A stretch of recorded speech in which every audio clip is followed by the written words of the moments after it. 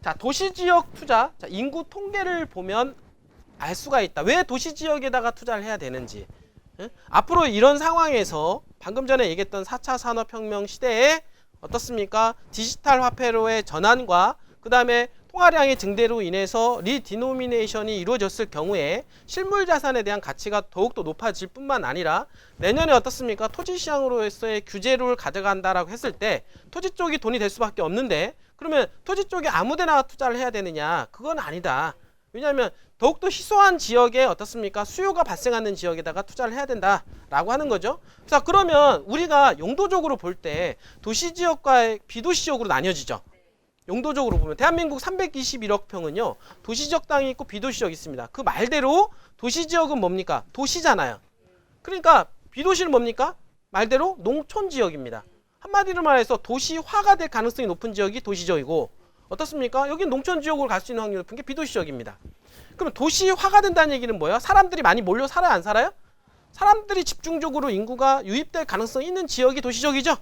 이 부분들이 그걸 이제 통계로 보면 알 수가 있는 겁니다. 이분들이.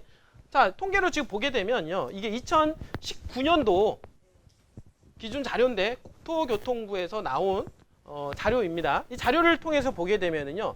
전국 땅에 대한 용도지역 현황을 보게 되면 도시지역을 보게 되면 이 도시지역은 16.7% 정도가 됩니다.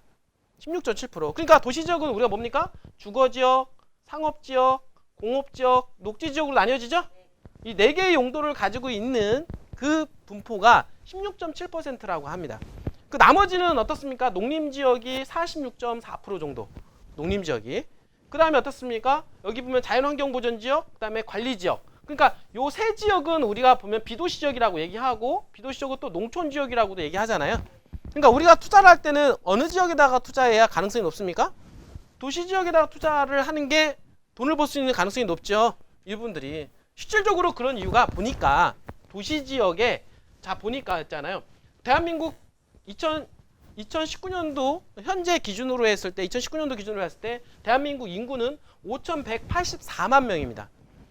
네, 5,184만 명이 어디에 사냐? 도시지역의 91.8%.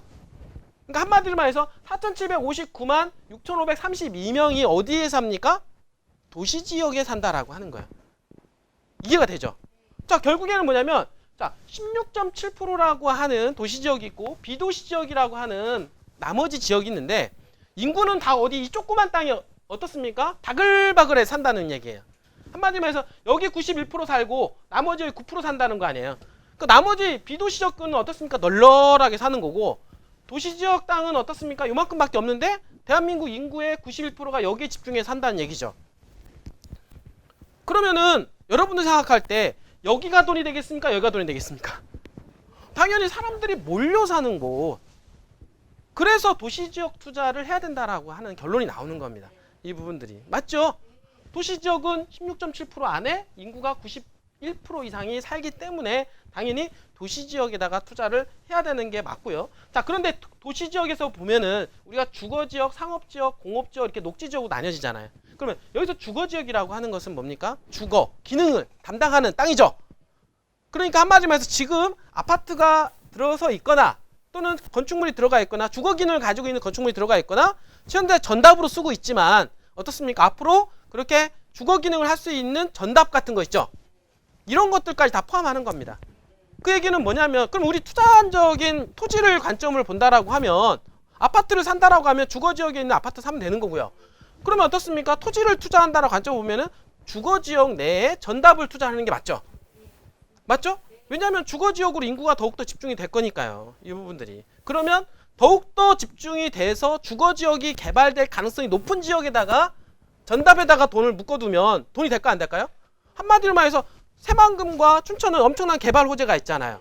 개발 호재가 있는 지역에 현대는 전답으로 쓰고 있지만 용도지역이 주거지역으로 되어 있어서 앞으로 인구 유입 효과에 따라서 개발 가능성이 높은 지역에다가 돈을 묶어두면 된다 안 된다? 된다라는 거 아닙니까? 그게 바로 투자예요.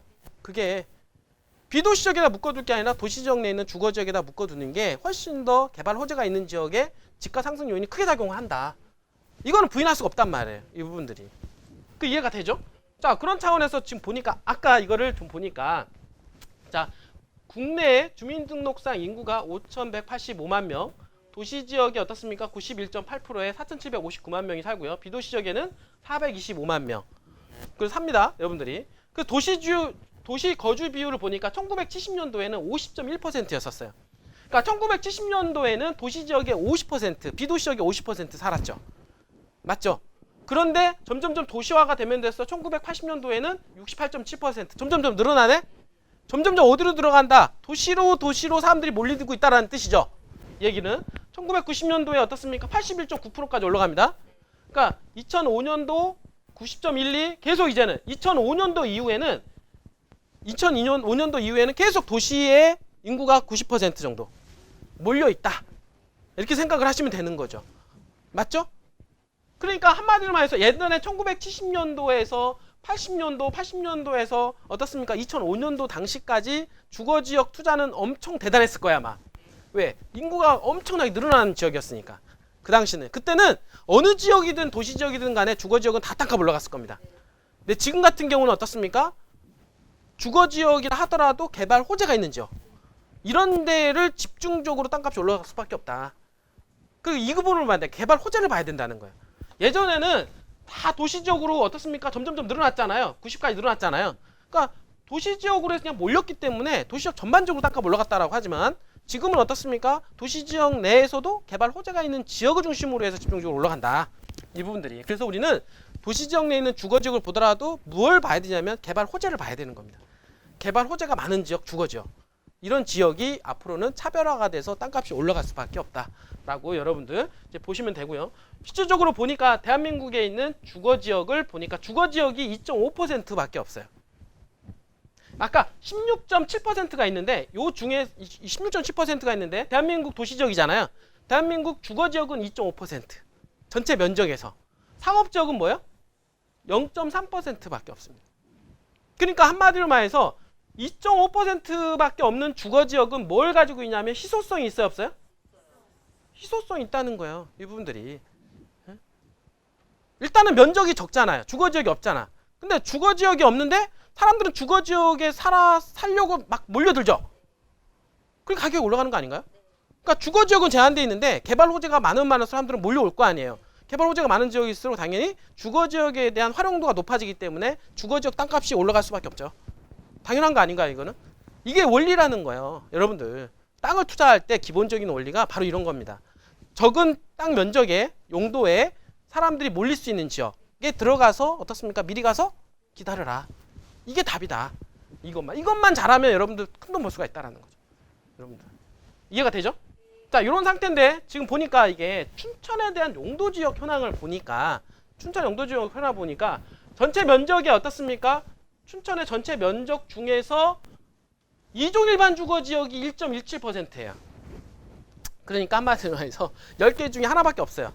2종 일반 주거지역은. 다 더욱이 보니까 준주거지역은 어떻습니까? 0.1%네. 0.1%. 자, 2종은 1.1, 준주거는 1.1, 0.1. 준주거지역이 많아요? 적어요? 절대적으로 부족하죠? 절대적으로 부족하죠. 자, 이런 현상인 겁니다. 자, 절대적으로 부족하다라는 것은 자, 희소성 짱. 맞죠? 희소성 극대화. 자, 그러면 자, 여기서 개발 바람만 불면 개발 바람만 살짝 불어주면 어떻습니까? 어떤 현상이 벌어지냐면 가격이 준주거는 가격이 어떻게 됩니까? 폭등이 돼야 안 돼요? 이건 무조건 폭등인 겁니다. 물건이 없어? 사람들이 벌떼처럼 몰려. 그럼 당연히 이거는 어떻습니까? 가격은 폭등할 수밖에 없어요. 왜? 가격은 수요와 공급에 의한 원리에 의해서 움직여지기 때문에. 이해가 되죠? 자, 그런 당연히 춘천은 준주거, 2종 일반 주거지역에 대한 가치가 어마어마하다. 이렇게 이해를 하시면 되는 겁니다. 거기에다가 수요로 작동할 수 있는 개발 바람, 개발 수요가 어마어마하잖아요. 지금 현재 춘천에 개발되는 현황이라든지 앞으로 기업 유치권이라든지 어떻습니까? 앞으로 움직이는 SOC 사업이라든지 도로망, 철도망 이런 것들을 통해서 앞으로 인구 유입 효과가 극대화되고 기업들이 유치가 될 수 있는 가능성이 더욱더 높아지고 이런 것들이 결국엔 수요로 작동할 것이고 그러면 어떻습니까? 더욱더 주거지역에 거주할 수 있는 확률이 더욱더 높아질 것이고 그러면 어떻습니까? 주거지역 땅값은 올라갈 수밖에 없다라는 결론이 나오겠죠? 맞죠? 그러면 그런 주거지역에 그런 가능성 있는 곳에 가서 미리 기다리면 어떨까요? 그게 답 아닙니까? 그래서 춘천에다 투자를 하는 겁니다. 여러분들이 지금은 전답으로 쓰고 있고 지금은 그냥 낮이식으로 쓰고 있지만 이런 것들이 몰아지면 몰아질수록 더욱더 어떻습니까? 인구가 집중이 될 수 있는 곳을 미리 선점하는 거. 이게 바로 투자의 기본 원칙인 겁니다. 이렇게만 잘 알면 여러분들 큰 돈 벌 수가 있어요. 알겠죠? 자, 그러면 그걸 잘 보니까 자, 그래서 결론은 뭐냐? 이제는 수도권 최고의 투자 지역 어디다? 춘천입니다. 춘천은 수도권하고 똑같아요.